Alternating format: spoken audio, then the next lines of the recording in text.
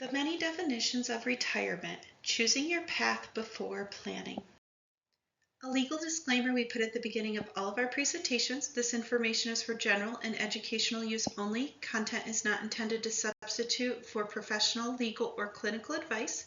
We try to keep our information as accurate and timely as possible, but make no promises and guarantees it works for your local unique situation.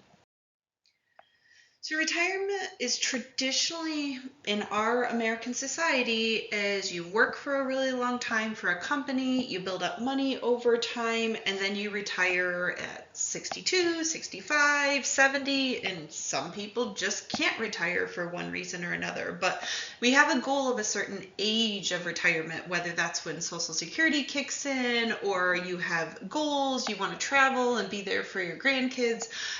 We typically see retirement planning based on an age date when you want to retire in your 60s and 70s. But I want to challenge you guys. The definition of retirement can be many different things. There's a lot of different concepts and it's individualized. Some people want to retire when they're 50 and some want to retire when they're 55. Some want to retire when they're 30. Some people want to make enough passive income streams so that they can still work, but they're doing it because they want to. They're financially free. So the definition of retirement is really different. Some people's definition of retirement is, I don't want to work at all. I just want to play. I want to travel. And other people's definition of retirement is, I hit this amount of income streams to cover my overhead expenses, and now I'm financially free. So I continue to do projects. I continue to do things of my loves and passions that I may or may not get paid for, but I don't need them to work and survive anymore. So that's what we're going to talk about, your vision of retirement and how to create a plan, because I think the traditional financial planners tend to be the cut and dry, an age, and then there's algorithms and the stocks, bonds, mutual funds, those traditional buckets to put into. And I want to challenge midwives and birth workers. There's many ways to retire. My philosophy and my vision is, I want to retire when I'm 45 and I hit this level of income stream and I can work because I want to, not because I have to anymore. I paid off my debt. I've have multiple vacation properties that we use as Airbnbs that we can travel the country and the world, and my kids have funds saved away. There's legacy creation. So there's different ways of what's defined as retirement and what you want to save towards and how you want to save it and how quickly. So that's where we want to get you to think about different pathways. So the traditional retirement that most people think of when they're W-2 is you hit a certain age and you just stop working for the company you've worked for a very long time. You now can travel, you can relax, you can do personal hobbies, you can do projects. Maybe you make a little bit of money on the side, just enough to not get you too high with Social Security so you don't lose that. There's live off your pension, live off savings, live off retirement buckets you've created, and just live a slower pace. But a lot of people, I stress, like during retirement, they get bored. They aren't moving around, especially if you have a tight retirement budget. You just sit at home and watch TV, and then your health declines, you get depressed, you get sad, you don't have a purpose. So it depends on which type of retirement. If you're saving enough money to be able to travel and have fun and do a lot of things and stay active, versus a lot of retirement buckets are like, they plan and then inflation happens 30, 40 years later and their buckets don't fill, but they want to stop working, or their body is forcing them to stop working. And then they have to live very frugally off of the funds because they don't know how long they're going to live. They don't know increasing costs. So that scarcity mindset that they had throughout life and that fear and small thinking continues in retirement. And so my challenges for midwives and birth workers is we're going to think outside the typical retirement. We think outside that talk about healthcare, when we take care of our families. And so my vision is we do business and we do finances not like the typical system does. And think like the rich, think like the upper class. They don't work for someone forever and retire.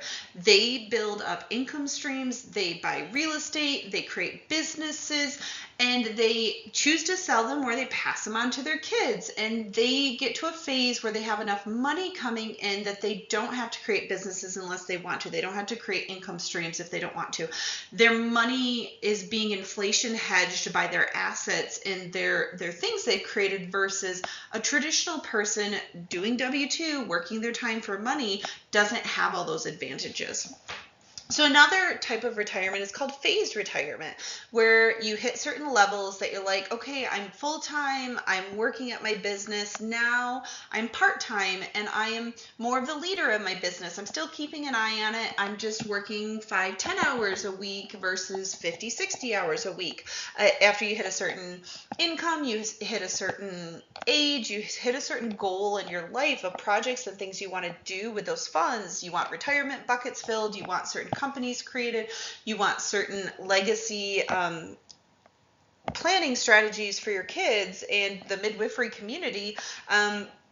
So there's different ways. Like some people will transition from being midwives in the front lines to being teachers, to doing workshops, to being mentors, being professors and preceptors at schools. So like there's ways to transition and phase out to retirement. It doesn't have to be all or nothing. Active retirement, this is the one I really love and enjoy, where I don't see myself as a person just sitting around and never being involved in midwifery and women empowerment and advocacy until the day I die. So I want to be active retirement. I want to be in a place where I'm still contributing and I'm engaged, but I'm not working and because the bills are making me, my family is making me, the pressures of that financial obligations, whether it's debt, whether it's bills, whether it's taxes, insurance, food on the table, etc., is making me work. So you have a very different mentality when you're working and doing these projects because you want to versus you have to. Semi-retired is a hybrid approach. You can work from home, you can do less hours, you can shift to more consulting work versus like for midwives, I have a lot of midwives that'll do telehealth so that they can travel. I help a lot of semi-retired midwives do locum contracts. They've worked for a company for a long time, they've been W-2, so 1099, being a mini business and doing these locum contracts are very overwhelming to them. So we have a locum course to help, because I get that question often from midwives, whether it's for hospitals, birth centers, or home settings.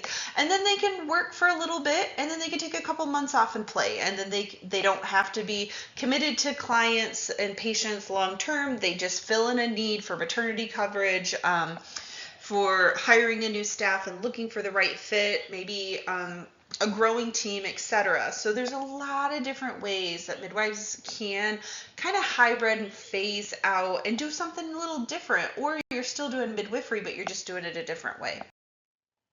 Retirement is a time for exploration. So some people look at retirement as like, I don't know my sole purpose. I've been working my whole life. I've been raising kids. I've been a midwife for everybody else. Like, this is my time towards the end of my life that I don't want to worry about money, and I don't want to worry about the mundane day-to-day obligations that I had my entire life. I want this to be a time of dreaming and traveling and hobbies and simplicity and growth and learning who I am. And so that will look differently to somebody that's more of like, I'm a big visionary. My retirement is going to be a time where I am expanding access to midwifery versus just being on the front line catching babies. Like, everybody's vision of retirement is different, and that's why it's really important for you to make a vision board, to do a financial plan with a financial planner that can customize and isn't just the typical financial planner. We've got great people I refer to and connect you with. If you just go to Midwifery Business Consultations resources, we have a financial planning tab, we have resources, so we can get you with an awesome financial planner that understands the unique needs of midwives. So there's also financial independence. So this is the one that I talked about, the retiring early. I love the explanation, the early retirement independence FIRE movement, quote unquote. This is a big trend, especially in the millennials and the younger generation, is they're creating online, the digital world, AI, they're creating ebooks, they're creating courses, they're creating automated systems, selling products. They get virtual assistants in Indonesia and the Philippines and India and Pakistan that will sell products for them on Amazon, and then they're just the middle person and set up these systems, and then they get a project manager for a fraction of the cost. So like there's different ways you want financial independence, and that's different. Some people need $2,000 for financial independence a month coming in to pay their bills, and some people need $20,000 because they want to do a lot of stuff. They want to travel. And I even challenge midwives, like being a millionaire midwife is completely possible if we shift to the right mindset and we create businesses and systems and resources. A lot of the hurdles and challenges that are happening with midwifery has to do with the lack of business and financial education, because we're really good at being a midwife on the front lines, but we're not very good because of our school and our training and our experiences, and our mentors just aren't good at business. So I want to see more midwives that are financially free and choose this path for retirement. They got income coming in, they live simple, they get to live how they want. Retiring to care for others. There's situations where you want to retire to care for your mom because your dad passed away or she's divorced and she's starting to get Alzheimer's. Like your retirement may be supporting another person, especially if you come from a culture where there's generational living in the same house and taking care of each other. Like I adore my Amish community because the youngest son gets to keep the house, and then the mom and dad get to have either an extension off the house that they build or their own little small house on the property. And they have this amazing, they retire and their youngest son takes care of them. And so like when you're looking in our society, like I don't want my parents to go to a nursing home. I want to be able to be there for them. Like I know I'll be able to take the best care of them towards the end of their life, and I want to be able to do that for them. So whether it's getting a home care nurse and having the resources, or me being more available, I think we get pulled so many directions with our kids and our aging parents and the demands of life. And so if you could, maybe caring for others may not necessarily be your parents. Maybe you want to babysit your grandkids in retirement. Like that's your dream, that's your bucket. You don't want to charge your kids to watch your grandkids, so you've got to have some money to pay the bills. So there's many different ways to think about this depending on your goals in retirement. Retiring, just look at it as a reevaluation and a reflection. I want people to think, and it's hard because especially if we have people listening to this and doing financial planning that are in their 20s and 30s, they're like, that's so far away. But you would be shocked how fast time goes. As you get older, it truly does go faster. And it breaks my heart when I do consulting services and refer midwives to financial planners. They're in their 50s, 55, 60, just starting to do retirement planning. And so they're going to have a harder time compared to someone starting this in their 20s, 25, and gradually building those buckets and gradually being able to choose, I want to retire by 55, 60, 40 versus you're 50, 55 and you're aggressively, when you're older and have health problems and stressed out and overwhelmed, trying to work extra so you can actually retire. It's a totally different mindset and stress level as you wait longer to do this plan.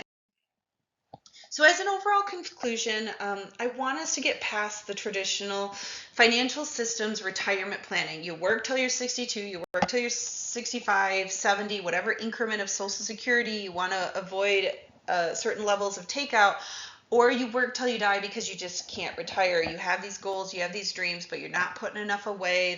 You can't retire, you keep pushing it off. Like, I want to get away from that. I want more midwives and birth workers to have it more how the rich and the upper class and people that have business and financial education do things. They build up income streams, they build up businesses, they create where they can phase out to retire because they don't have to work as much to pay the bills. They've got these other ways. They don't have their time and energy that they're exchanging for money anymore.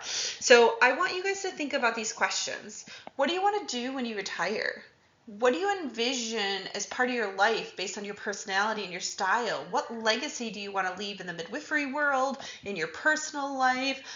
When you're thinking of you pass away and people are at your funeral, what do you want them to say about you? What do you want impact on the bigger society when you leave that people are going to remember you for? What's your purpose? What joy do you want to have in life in that phase?